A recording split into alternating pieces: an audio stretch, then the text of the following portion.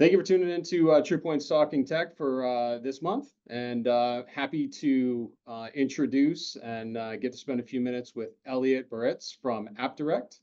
Elliot, how you doing today? Good, John. Tell me a little bit about your personal background. The story of Elliot. Okay, good.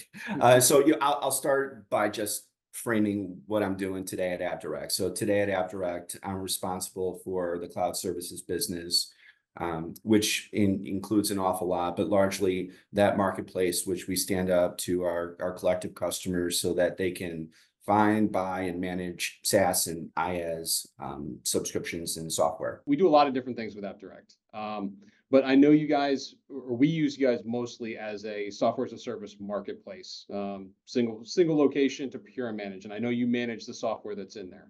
So tell us a little bit more about, the reasons for a marketplace or why a customer would be interested in that. Yeah, no, great question.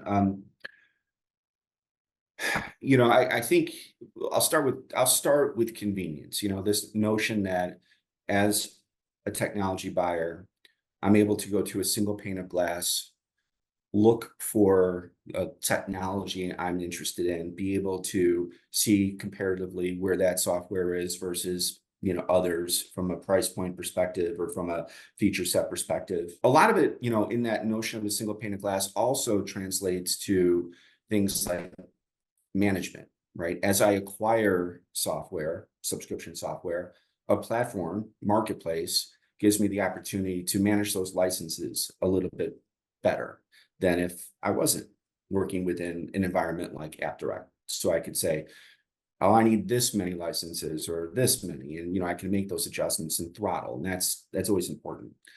I think that convenience also translates into the invoicing experience. And this is actually, honestly, where we see a great deal of conversation. Like today, as a technology buyer, I may go to many different places to buy my software. And what happens is I just start getting a whole bunch of different invoices at all different times of the month. And I have to reconcile those, and it becomes a bit cumbersome.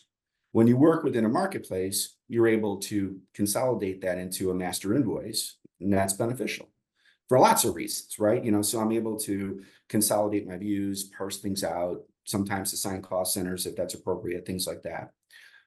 We have different flavors of the marketplace where we can even get into curated experiences for an enterprise organization that may want to only stand up a very specific set of products in their own specific catalog so that they're not experiencing sprawl, where individuals are, you've heard it before, the technology sprawl, right? Absolutely. Yeah. It helps prevent that, so those are any number of reasons that we've seen a great deal of attachment, to what we're doing with the marketplaces.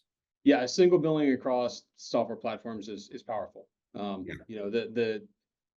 With the cloud, there's so many different, software applications that every organization is dealing with today, and any way we can simplify that experience is a huge bonus. You guys work across a bunch of different SaaS providers. Who is your largest?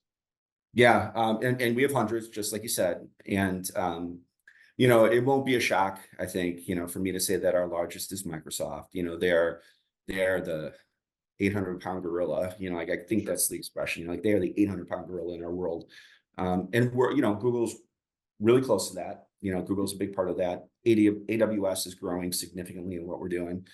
Those are the big three, right? And then, we have this accretive set of providers that really snap in nicely to that footprint, whether it's Microsoft or Google or AWS.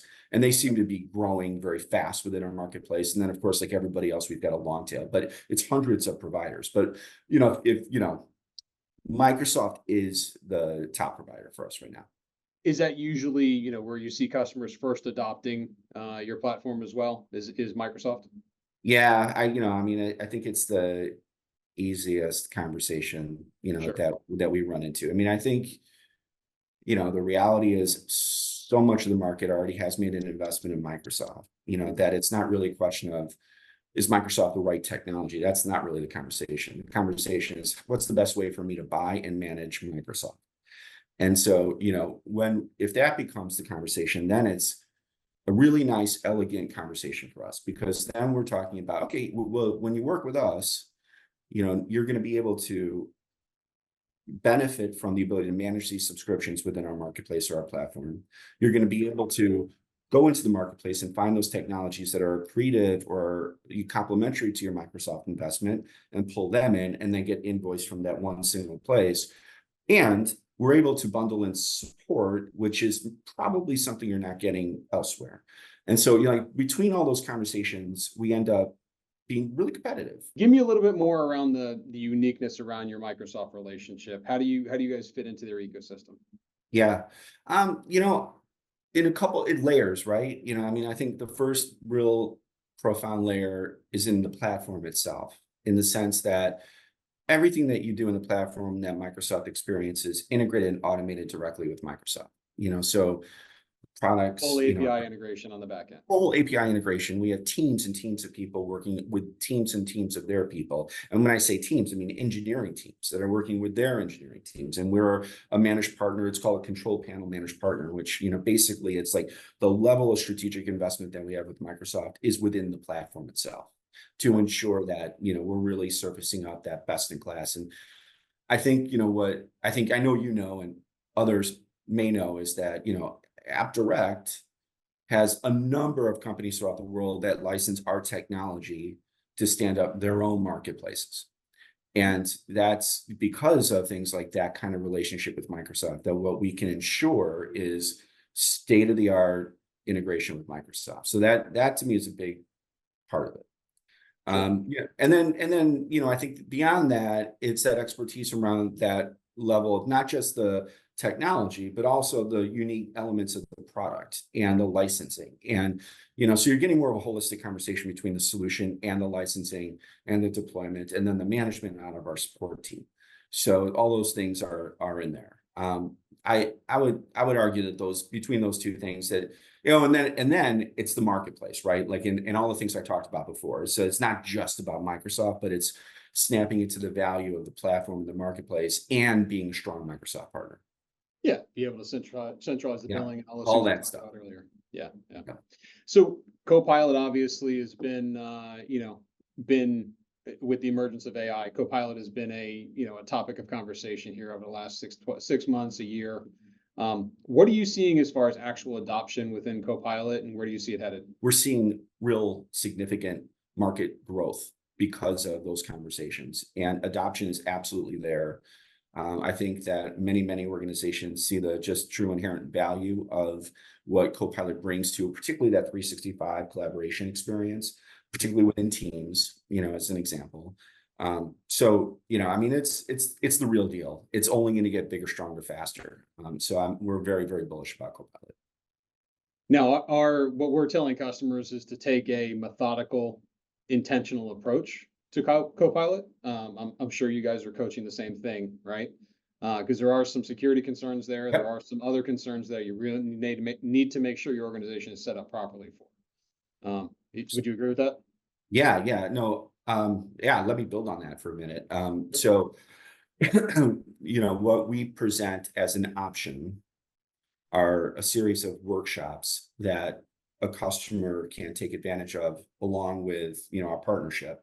So together we can present workshops that help our customers assess their current environment as it relates to Copilot. So you're so right about the security layers, right? Is your infrastructure from a security perspective ready, mature enough to accept Copilot? And that's a very real conversation. So we go through those workshop conversations. Then we also have workshops that are that next discussion, which is, okay, so you are ready. How do we best take advantage of Copilot? Where's the low-hanging fruit? Where's the 80-20, right? There's 20% of what your business is looking at today, where if we pivot a little bit using Copilot, we're going to get an 80% return, however we want to use that analogy, right? So that's another thing. And then we've got a pilot program where we bundle in an initial set of pilot subscriptions in with that workshop so that people can get a quick start, if you will. So that's sort of how we have approached that. August 28th, we'll have some folks from AppDirect. We're going to have a session around Copilot and best practices for adoption, amongst a bunch of other sessions, some AI focused, some customer experience focused. We have over 20 providers that'll be there. So for any of our customers that are listening to this and have not yet registered for the event, go onto the website. There's a tab right at the top. It's TruPoint's Tech Connect, and look forward to seeing you there.